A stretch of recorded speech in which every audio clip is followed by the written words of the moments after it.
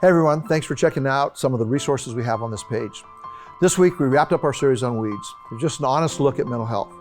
Now the response to this series tells us of the need that so many of us have when it comes to our mental health. And I'm so thankful that Jesus came to bring a wholeness for all of us. And I'm thankful for the help that He gives us to live this abundant life that He promised. I'm also thankful for the help and hope that we have as Christ followers that comes in a variety of ways.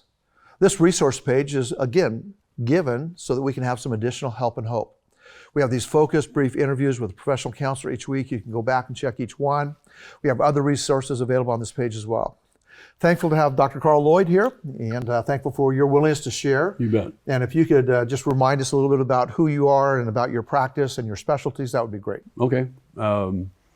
Married 50 years, 4 kids, 13 grandkids and great-grandkids. Been a believer since I was 22. Was raised in an atheist family, and the good news is that everybody made a confession of faith and they're still alive. So it's the power of Christ to transform a family. Yeah.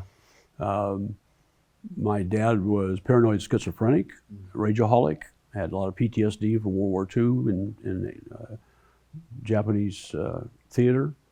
But the way that he expressed himself and those kind of things, I remember being suicidal clearly at 5, wishing that I could be dead or whatever. And it's interesting, I didn't meet the Lord until years later, but He was real active in my life because one of the things the church did was they put on a VBS, and my dad probably wanted more private time with my mom.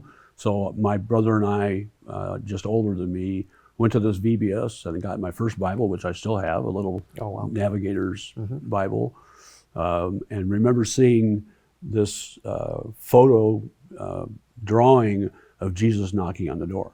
Those are the 2 things I took away from that week in VBS. Now, unfortunately, the pastor came and told my dad that, since we had 2 of us kids at his VBS, my dad needed to give them some money or some beef or something. Dad got a gun and chased him off the property. Wow. That was the end of my church experience. Yeah. And I was about 6 or 7 then. But I ended up pastoring and spent so much of my time counseling people that it became real obvious to me that that was probably where I needed to spend my focus. So I earned 4 graduate master's degrees and 2 doctorates, and my mom always called me a professional student. So have used that, do a pro bono practice here on Mondays, and work for Lifestance Health in Tualatin 3 days a week. Well, great. I appreciate all that you do. Yeah. And you've helped a lot of people here at the church and over the years as well, so super excited. Now, we've been in this series called Weeds, and we're using weeds as a metaphor for some of the mental health challenges we have. How would you help people understand some of the mental health challenges they just have in general? One of the things that is really critical is for us to get enough education and knowledge to be able to think through really what's going on with our loved ones and ourselves. So there's a book that you can buy online. It's actually put out by the American Psychiatric Association. It's called the Diagnostic Statistical Manual of Mental Health Disorders. And it's about this thick and huge. But it's got everything that's categorized for mental health in that. So it's a good resource tool to learn. Anybody can buy a copy. Okay. So part of the dynamic is also being alert to our own sense of self and our own awareness, and realizing when things are not feeling quite normal. But with every mental health disorder, David, there is a triad that I always refer to. It's the frequency of the symptoms, the duration of the symptoms, and the degree of those symptoms. So if it's very frequent and they are longer lasting and they're very severe, then we do need to get help. Okay. And that's, no messing with it. We need to get that help. Now, in this weeds metaphor, sometimes in my garden that we've tried to do over the years, we've had more weeds than we've had garden. Yeah, and so, right. So what happens when all of a sudden it feels like my life has been overrun by weeds and I just am overwhelmed with life, and it's the frequency and it's the duration, but what's next? What do I do? How do I get that help? Okay, so there are, as I mentioned on the depression video, some professional organizations that list Christian therapists in every state and every city in the country. And those links are in the resource page as well. But part of the dynamic is we as Christians also have great examples of people dealing with mental health in the Bible. You know, Saul was clearly paranoid. Jeremiah and Job were clearly depressed and feeling hopeless.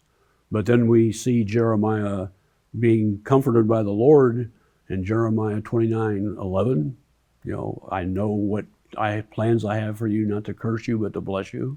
And this is the hope that we have because God's blessing us. Is really powerful. So if we have friends and family that are needing some help, then the reality is there are resources available for us to look at. And part of the resource page is providing some of those resources as well and some others. Right. Now, sometimes there might be a family person that doesn't think that's a weed, it looks a beautiful flower or whatever. Yeah. But I, as a parent or a grandparent, say, man, that really is a weed. How do we help people understand that a little bit better without the shame part? Right. Yeah, we want to stay away from shame and blame, and we want to make sure that we conceptualize these issues as medical problems, not because people are lazy or because people don't care about their own mental health and whatever. It's a medical problem. And so there are medical assessments that can be done. There are those kind of things. So referring family members to professionals who are trained in how to do that is really critical. I think that there's a lot to be said, and I know this church is very involved in providing groups. There's 7 groups you guys provide during a week, in small house groups, life groups that are going on. Those are powerful. Because once we get to know each other, we kind of earn the right, or the privilege at least, of being able to speak into others' lives. Because we're all in denial about something. Right. And we struggle with that across our lifespan, but that's why I love the weeds metaphor, because that does say that we've got things that we all struggle with. Right. Nothing's overtaken you, which is not uncommon to all mankind. This week, what we're trying to, this week especially, I would say, we're trying to give people hope. Okay. That even in the midst of weeds and even in the midst of life that is hard or some mental health disorders, there's still help, but there's also hope for us. Can you speak to a little bit of that as a counselor? How does that come into your practice, or how would you encourage us as parents and grandparents, even as a church, to be able to lift up high the help and hope that people can have? Yeah, I always use hope therapy. Okay. Which means what? Well, positive psychology, which really got its foothold started in the late 60s, has done tons of research. There are thousands of articles about hope therapy. And the process is that we have so many automatic negative thoughts that go through our minds.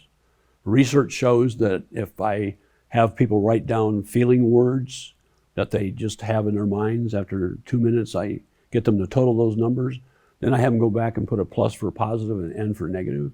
It's about 79-80% negative words that people use. So we don't know the positive words. Okay. There's a great little tool online which is called the feeling wheel. It's a color wheel with 6 core feelings in the center, and there's secondary and tertiary levels to it. But I use that to help people become more aware of words to use to express what they feel, which is part of the dilemma.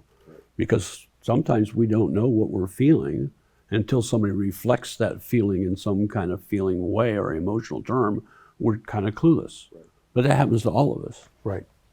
So, I use gratitude journals with my clients as part of homework, so that they will document every night 5 things they're grateful for that day, and then 1 or 2 things that they are going to be grateful for tomorrow. Oh, wow. I like that. That's future casting.